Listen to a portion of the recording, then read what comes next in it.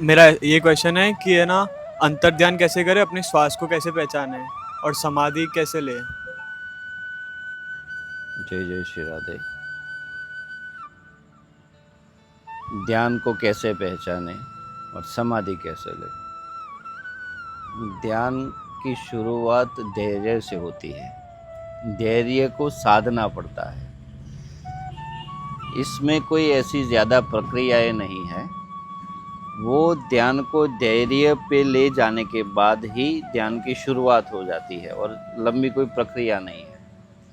और आपको श्वास को जानना पड़ता है। श्वास को जानने के लिए आपको भीतर उतरना पड़ता है। भीतर उतरना मतलब आप समझो कि आपने धैर्य रखा और ध्यान की शुरुआत की, तो एक दिन 1 घंटा बैठे, दूसरे दिन 1 घंटा बैठे, 1 महीना बैठे, 2 महीना बैठे, 3 महीना बैठे, 4 महीना बैठे, 6 महीने बैठे हम, बराबर।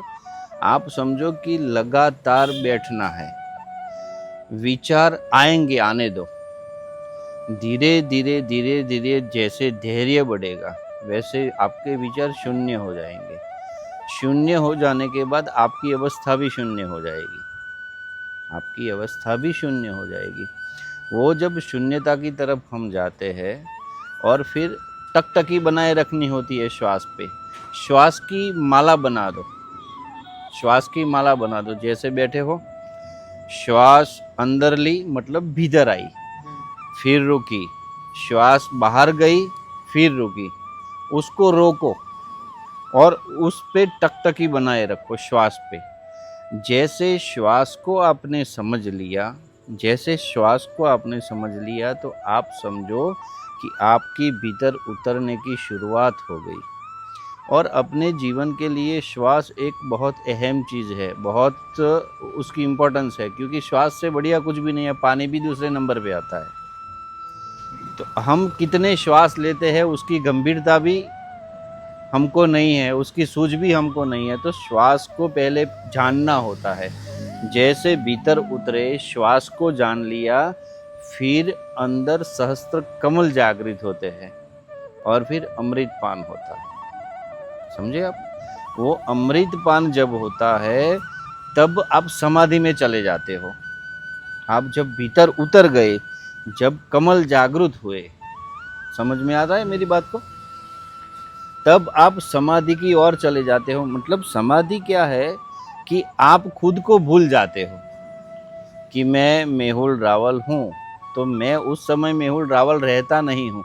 मतलब कि सूक्ष्म और स्थूल जो है वो अलग हो जाते हैं। और जिस ये पूरे ब्रह्मांड में जिस मनुष्य ने ये समझ लिया कि स्थूल और सूक्ष्म दोनों अलग है, तभी से भीतर की शुरुआत होती है, परमात्मा को जानने की शुरुआत होती है। मतलब जो सूक्ष्म है वही परमात्मा है। परमात्मा को आप बाहर मत ढूंढो, परमात्मा बाहर है ही नहीं, परमात्मा भीतर ही है। परमात्मा खुद अपना श्वास है। तो जैसे माला बना ली श्वास की, श्वास को देखते जाओ, देखते जाओ। जैसे जैसे समय बीतता जाएगा वैसे वैसे आप खुद को भूलते जाओगे। जैसे आपने खुद को भूल गए आप, तो वैसे ही आप समझो कि आपने भीतर उतर लिया, परमात्मा को जान लिया, और वही समाधि है। कोई लंबी प्रक्रिया नहीं है। किसी लंबी प्रक्रिया में मत जाओ। बस बैठो, आप खुश हो। जिस समय आप बहुत आनंदित हो, एक कोना पकड़ लो, एक कोना पकड़ लो, रूम के अंदर चले जाओ और बैठ जाओ।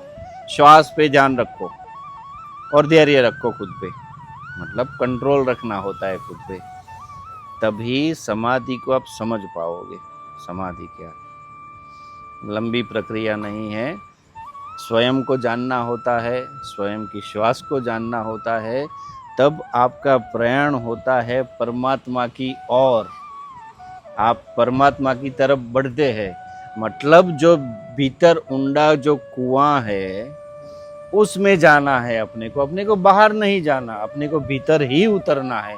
हम जब भीतर उतरे, श्वास को पहचान लिया, तब अमृत पान होता है और वही अमृत श्री कृष्ण है।